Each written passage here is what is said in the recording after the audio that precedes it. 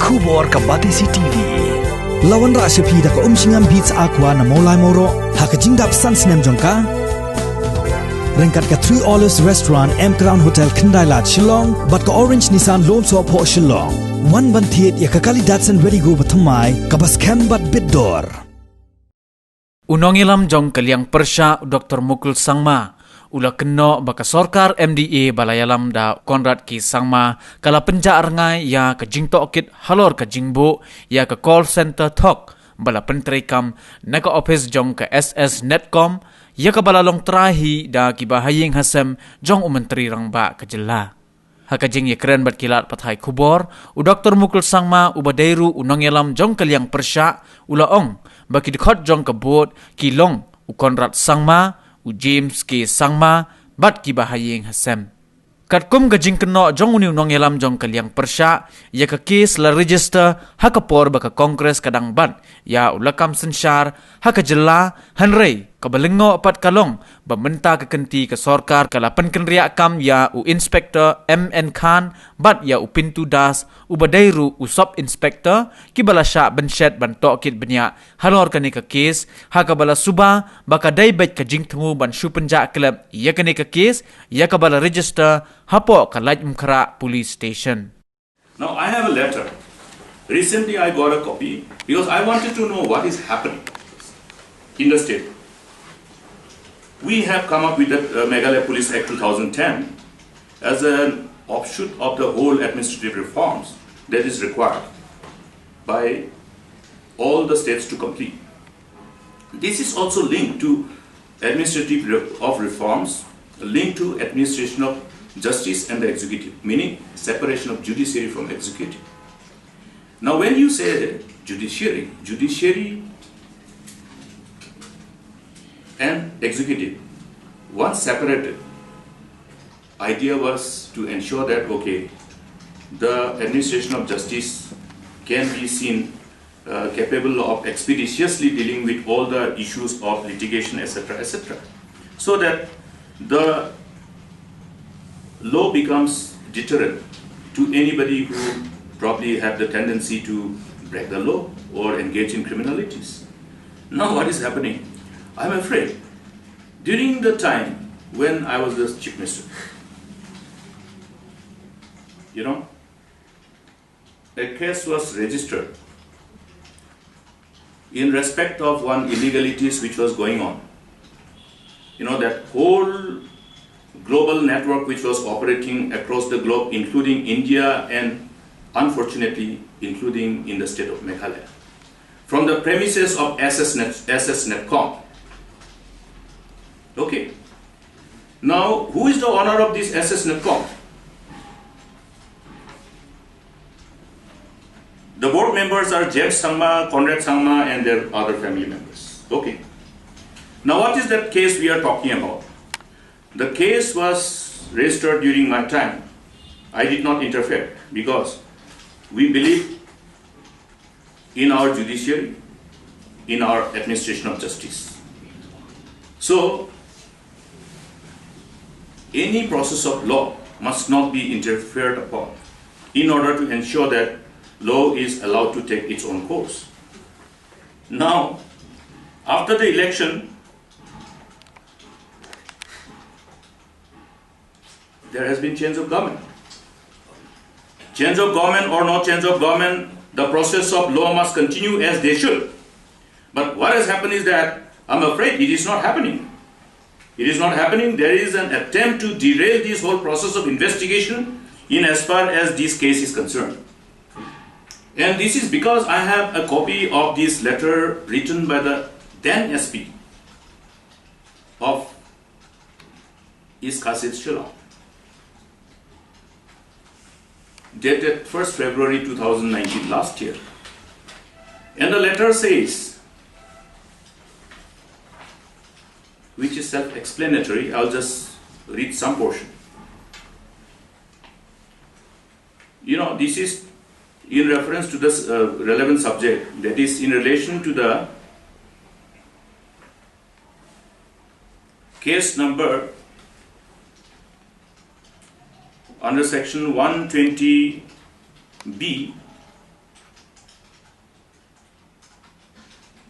rather, Lamukra PS case number 134/2017. There's the case number. Registered on the 28th of August 2017, before the election. I repeat, the case which I'm referring to is Lamukra Police Station case number 134/2017. Registered on the 28th of August 2017 under section 120B 419 420 465 34 201 IPC and 66D of IT Act for allegedly running a fake call center in the premises of SS Netcom. Now, I will tell you the background of this case. What has happened is that SS Netcom has recruited some of the job seekers for IT-enabled services from Shillong and from Meghalaya and from Northeast. And these recruited youth, job seekers, were then trained in Ahmedabad by one fake company called IFA, Irfan, Faisal and Amit, that is the nickname. And interestingly, the Faisal Khan is the fake name of Mr. Sandy Mukherjee. So they have fake names. You know who used to take fake names? You have all those names, alias this, alias blah, blah, blah, you know. When people intend to engage in criminal activities, people take fake names. Now this IFA, what is the contention then was that this IFA was rented out premises by SS Netcom. Before you rent out your premises to anybody, won't you try to verify, are they so novice? And at the same time, not only renting out, they also trained these youth who were recruited by them by the same organization, and they brought back to Shillong these trained people, and these same trained people were again asked to train some more boys and girls here. And that's how it came to know. It came to be known. The whole issue revolves around training these youth to engage in criminal activities. That is the most dangerous thing. I am afraid if our youth are being trained to engage in this international network who are engaging in this kind of criminal activities, that means you are only training your youth to be criminals. So there is more than what one can just interpret. There are much more deeper things which has to be unearthed. Now here, what does the letter of the SP says? That I am to inform you that the city at present is witnessing a series of crimes related to crime against property.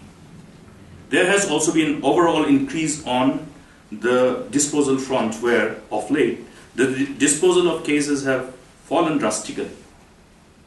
Can you understand the language? 1st February 2019, written on that day, 1 year after I demitted office.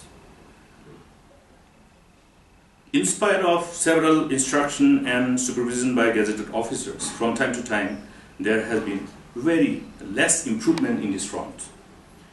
The expertise of Inspector Aman Khan, who has put in long service in the district, has not only benefited the personnel of Lamukra Police Station, but has also been a guiding factor to the younger IPS probationers posted in the district. The transfer and posting of Inspector Aman Khan and UBSI Pynjah has also created a fear psychosis among the officers of the district, since officers were handling the high profile cases and are having strong feeling that the transfer could have been because of this reason. It's a letter of the SP. As such, it is strongly recommended that the matter may kindly be taken up with the PHQ on priority for retaining Inspector Aman Khan and UBSI Pynjah in this district. This was addressed to DIGER.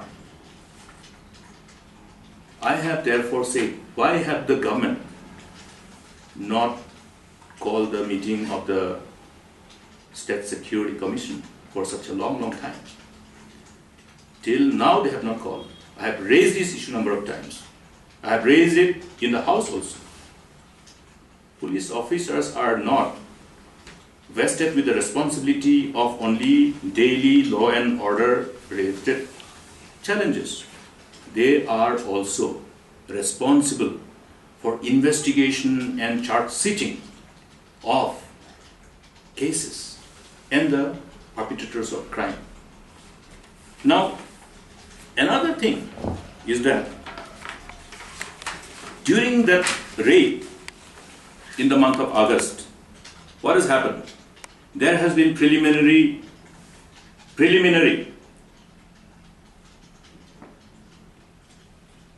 interrogation, seizing of various materials,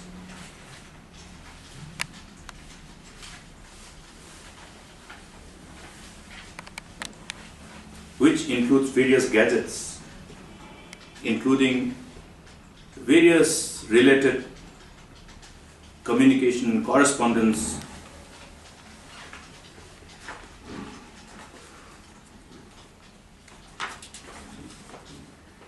like various incriminating papers which were part of the scripts, which were designed to be part of the those scripts to be provided to the trainees, and related to IRS. You know what is IRS? That is Internal Revenue Services of United States of America. Now, what was the thing that was alleged to have been happening there is that the bulk SMSs are sent to the targeted citizens of United States of America, particularly the non-resident Indians, and they are reminded of their discrepancies in respect of their tax returns and relevant penal action which can be proceeded against them as per the law. And then they are asked to call back to certain number which were dealt by these people who are trained to receive the call and then impersonate as IRS officials. So the people were trained to be capable of impersonating IRS officials. IRS. Now, you are talking about this level of criminal activities that was designed to be committed by this youth. And so some of the youth ran away. And that's how we got the tip. And that's how the whole process, the resultant arrest and other things happened.